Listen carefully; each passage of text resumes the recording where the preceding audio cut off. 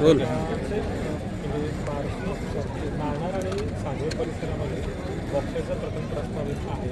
परंतु विधानसभा लोकसभेदरम्यान त्याला स्थगिती देखील मिळालेली होती आणि आता पुन्हा ती जनसुनावणी 20 मे रोजी होते. तर स्थानिक आमदार म्हणून किरण सामंतांनी त्या विरोधात भूमिका घेतलेली आहे आणि पंचायत समिती ते बाहेरील सत्ता आहे राजापूरमध्ये ते देखील जी मासिक सभा झाली त्यामध्ये ठराव विरोधाचा संबंध होता. नाही, पहिली गोष्ट अशी आहे की किरणभैया सामंतांची भूमिका आहे ही त्यांची वैयक्तिक भूमिका नाही, तिथल्या जनतेची भूमिका आहे आणि तीच पालकमंत्री म्हणून माझी भूमिका आहे. त्याच्यामुळे तुम्ही पण गैरसमज मानण्याची काही गरज नाही.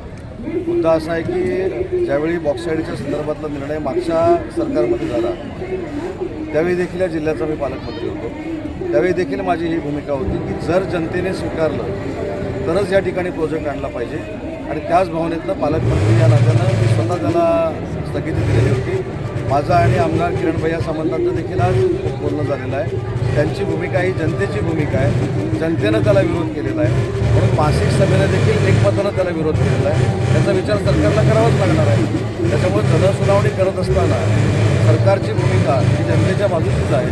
जनतेच्या विरोधात जाऊन कुठच्याही सरकारला काही करता येत नाही, हीच भूमिका सरकारची आहे.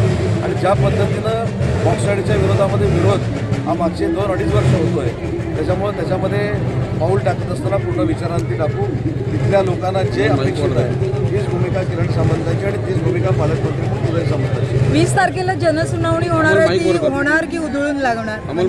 आम्हा जरा एकदम उधळून लावणार काय करणार मध्ये त्याच्यामध्ये दिवस आहेत, बघू काय करायचं.